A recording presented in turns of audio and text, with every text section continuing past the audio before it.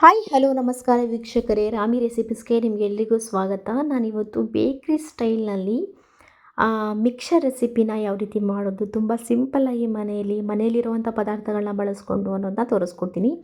ತುಂಬ ರುಚಿಯಾಗಿತ್ತಿದು. ಸೊ ನಿಮ್ಮ ಜೊತೆಗೆ ಶೇರ್ ಮಾಡ್ಕೊತಿದ್ದೀನಿ. ಬನ್ನಿ ಹೇಗೆ ಮಾಡೋದನ್ನ ನೋಡ್ಕೊಂಬರೋಣ.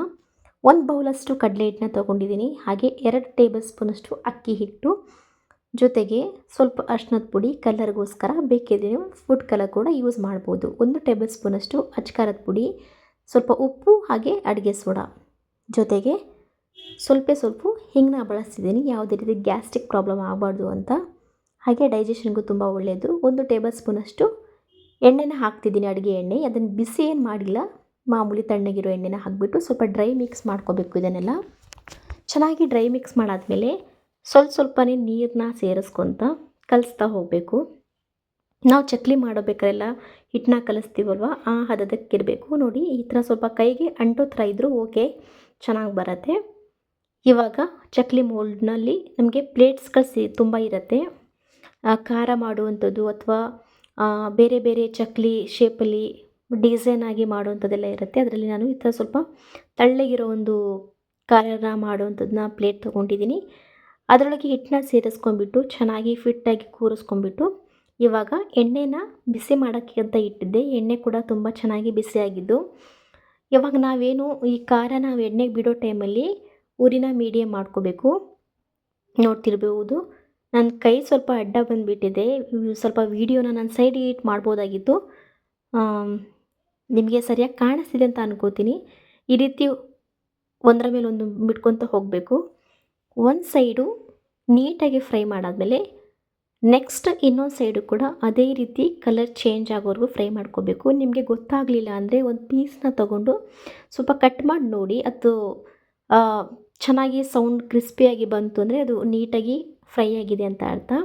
ಇದೇ ರೀತಿ ನಾನು 2 ಸೈಡು ಕೂಡ ಚೆನ್ನಾಗಿ ಫ್ರೈ ಮಾಡ್ಕೊಂಬಿಟ್ಟು ತೆಗೆದಿಡ್ತಿದ್ದೀನಿ.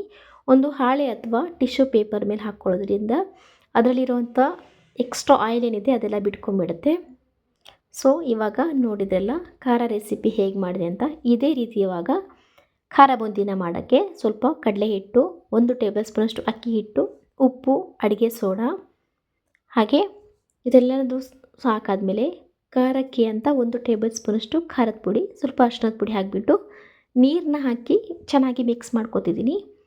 ಇದು ಹೇಗಿರಬೇಕು ಅಂದರೆ ಅಳತೆ, ನಾವು ದೋಸೆ ಹಿಟ್ಟಿಗೆಲ್ಲ ಯಾವ ರೀತಿ ಹಿಟ್ಟು ಹದ ಮಾಡ್ಕೋತೀವೋ ಆ ಒಂದು ಕನ್ಸಿಸ್ಟೆನ್ಸಿ ಇರಬೇಕು. ನೋಡ್ತಿರ್ಬೋದು ನೀವು. ಇವಾಗ ಅದೇ ಎಣ್ಣೆಗೆ ಒಂದು ಈ ಥರ ಜಾಲರಿ ಇರುವಂಥ ಒಂದು ಬೌಲ್ ಅಥವಾ ಸ್ಪೂನ್ ಏನಿದ್ರೂ ಕೂಡ ಅದರೊಳಗೆ ಬಿಟ್ಕೊಂಡೆ ಚೆನ್ನಾಗಿ ಬೂಂದಿ ಶೇಪಿಗೆ ಬರುತ್ತೆ. ಇದನ್ನು ಕೂಡ ನೋಡಿ ಈ ರೀತಿ ಫ್ರೈ ಮಾಡ್ಕೊಂಡು ತೆಗೆದಿಟ್ಕೋತಿದ್ದೀನಿ. ನೆಕ್ಸ್ಟ್ ಇನ್ನೊಂದು ರೌಂಡು ಕೂಡ ನಾನು ಹಾಗೆ ಮಾಡಿಕೊಂಡೆ. ನೋಡ್ತಿರ್ಬೋದು ನೀವು. ಇದು ಸೆಕೆಂಡ್ ರೌಂಡು ನಾನು ಫ್ರೈ ಮಾಡ್ಕೋತಿರೋದು. ಇದೆಲ್ಲ ಆದಮೇಲೆ ನಾನಿವಾಗ ಈ ರೀತಿ ಒಂದು, ನೀವು ಡೈರೆಕ್ಟಾಗಿ ಹಾಕೋಕ್ಕಾಗಲ್ಲ ಅಂದರೆ ತುಂಬ ಬೇಗ ಕಪ್ಪಗಾಗ್ಬಿಡುತ್ತೆ ಅವಲಕ್ಕಿ ಎಲ್ಲ. ಸೊ ನಾನು ಈ ರೀತಿ ಒಂದು ಜಾಲರಿ ಇರೋ ಇದರಲ್ಲಿ ಹಾಕಿ ಫ್ರೈ ಮಾಡ್ಕೋತಿದ್ದೀನಿ. ಚೆನ್ನಾಗಿ ಉಬ್ಬಿ ಬಂದಿದೆ ಅವಲಕ್ಕಿ ಎಲ್ಲ. ಇವಾಗ ಸ್ವಲ್ಪ ಶೇಂಗಾ ಕೂಡ ಹಾಕಿ ಫ್ರೈ ಮಾಡ್ಕೋತಿದ್ದೀನಿ. ಸ್ವಲ್ಪ ಕಲರ್ ಚೇಂಜ್ ಆದರೆ ಸಾಕು. ನೋಡ್ತಿರ್ಬೋದು ನೀವು, ಶೇಂಗಾ ಕೂಡ ಚೆನ್ನಾಗಿ ಕಲರ್ ಚೇಂಜ್ ಆಗಿದೆ. ಇವಾಗ ಸ್ವಲ್ಪ ಬಾದಾಮಿ, ನಿಮ್ಗೆ ಆಪ್ಷನಲ್ಲು ಏನು ಬೇಕು ಅದನ್ನು ಸೇರಿಸ್ಕೊಳ್ಳಿ. ಇದೆಲ್ಲ ಹಾಕೋದ್ರಿಂದ ಚೆನ್ನಾಗಿರುತ್ತೆ ಟೇಸ್ಟು ಅಂತ. ಇವಾಗ ನಾಟಿ ಬೆಳ್ಳುಳ್ಳಿ ಇತ್ತು, ಅದನ್ನು ಕೂಡ ಸ್ವಲ್ಪ ಎಣ್ಣೆಯಲ್ಲಿ ಫ್ರೈ ಮಾಡಿ ಸೇರಿಸ್ಕೊತೀನಿ. ಸ್ವಲ್ಪ ಬೆಳ್ಳುಳ್ಳಿ ಫ್ಲೇವರ್ ಇದೆ, ಚೆನ್ನಾಗಿರುತ್ತೆ ತಿನ್ನೋದಕ್ಕೆ. ಹಾಗೆ ಕರಿಬೇವು ಮತ್ತು ಒಣಮೆಣ್ಸಿಕಾಯಿ ಕೂಡ ಕೊನೆಯದಾಗಿ ಫ್ರೈ ಮಾಡಿ ಸೇರಿಸ್ಕೊತಿದ್ದೀನಿ. ಇವಾಗ ಫ್ರೈ ಮಾಡೋದೆಲ್ಲನೂ ಕೂಡ ಚೆನ್ನಾಗಿ ಮಿಕ್ಸ್ ಮಾಡ್ಕೊಳ್ಳೋಣ. ನೋಡ್ತಿರ್ಬೋದು ಎಷ್ಟು ಕ್ರಿಸ್ಪಿಯಾಗಿ ಕ್ರಂಚಿಯಾಗಿ ಬಂದಿದೆ ಈ ಖಾರ ಅನ್ನೋದು. ತುಂಬ ಚೆನ್ನಾಗಿ ಫ್ರೈ ಆಗಿದೆ, ಹಾಗೆ ತುಂಬ ಟೇಸ್ಟಿಯಾಗಿ ಕೂಡ ಇತ್ತು. ಸೊ ಇವಾಗ ಖಾರನ ಎಲ್ಲ ನೀಟಾಗಿ ನಾವು ಮ್ಯಾಶ್ ಮಾಡಾದಮೇಲೆ ಖಾರ ಬೂಂದಿನ ಸೇರಿಸ್ಕೊತಿದ್ದೀನಿ. ಹಾಗೆ ಅವಲಕ್ಕಿ ಕೂಡ ಸೇರಿಸ್ಕೊತಿದ್ದೀನಿ.